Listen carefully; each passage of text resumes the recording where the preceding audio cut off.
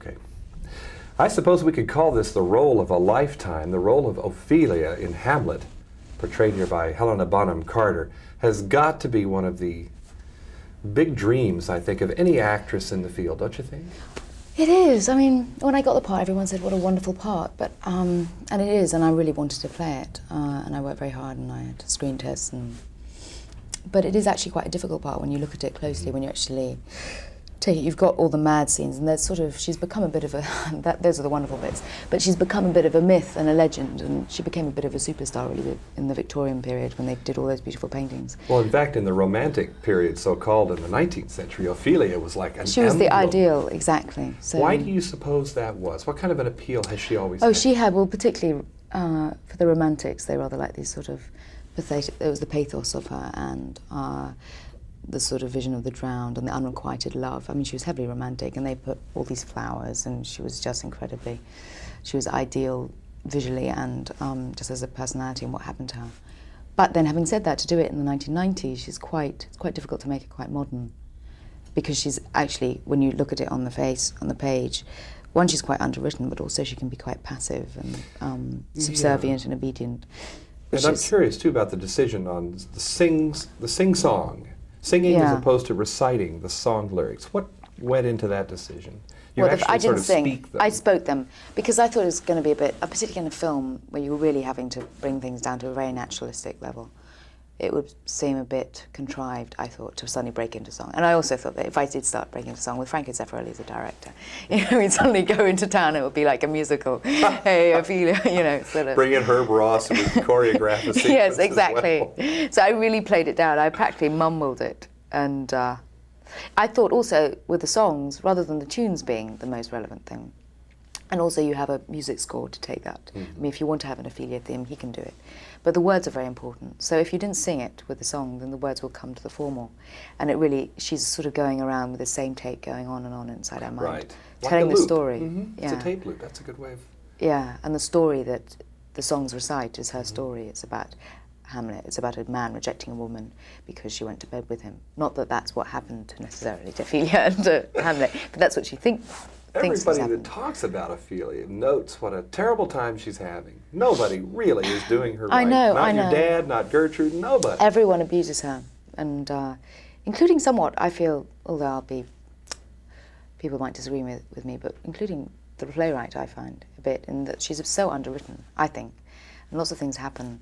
She's very unexplained, and lots of people have, including the audiences, actually, find it's quite difficult to sympathise with her.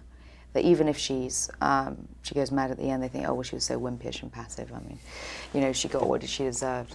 But I just try to make her as strong as possible, because as I was saying earlier, I don't think that you can't play her as sort of the obedient daughter.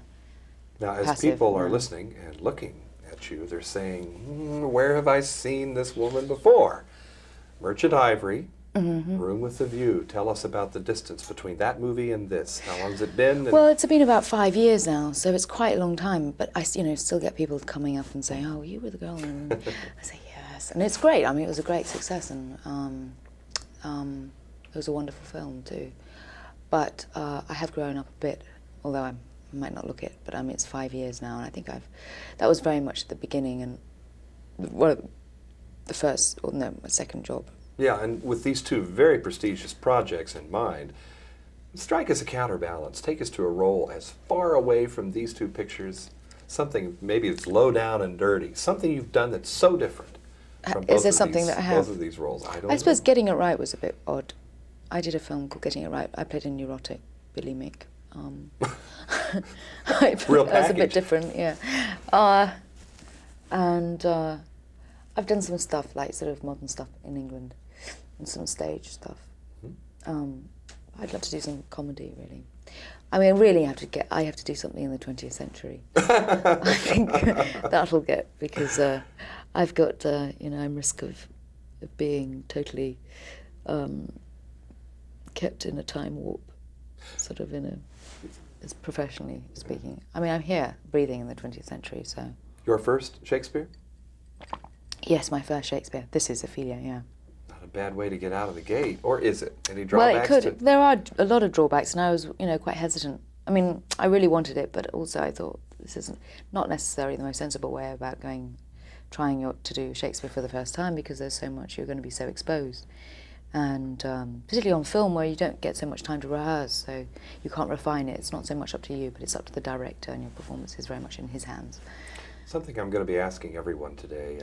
Would you share your thoughts on this? Do you hope that a lot of people who come to see Hamlet will be maybe those that have never seen Shakespeare before? Oh, absolutely, and I hope so. And I hope they come and they realise that they had a really enjoyable time, and they didn't feel that they were coming just for virtuous reasons, or, you know, cultural and, oh, it'll do us good and everything, but that they actually enjoyed it and they were entertained by it.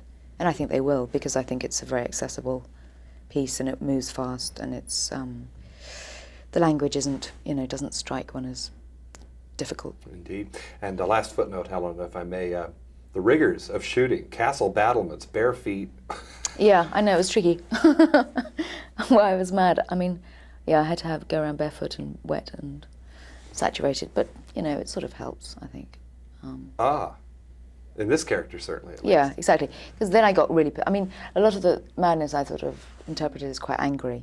So as people were, you know, mistreating me and putting me in, going around in barefoot, I sort of, Zeffirelli was being sadistic, I thought I could just sort of retaliate, be angry. Give me an image that you come away with from the film, something we couldn't possibly know, something happened on a bad day, good day. I thought it was going to be the easiest days, but in fact some of the hardest days was the days I spent having to be dead on my bier, you know, when I was being my funeral. And those were...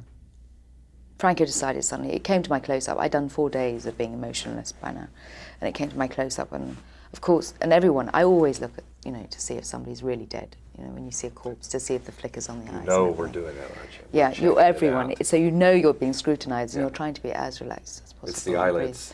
Exactly, those are the telling things. And then Franco decides it has to have a sort of artful wind that blows across my face. And he starts blowing, you know, starts blowing across my face. I just couldn't keep a straight face. I corpsed. Well, it may be an artful wind blowing through Hamlet, but it's a very bracing one too. Enjoyed it very much. Helena Bonham Carter is Ophelia in Franco Zeffirelli's Hamlet. And we are in Hollywood. I'm John Tibbetts for KCTV5. Thank you. Thank you.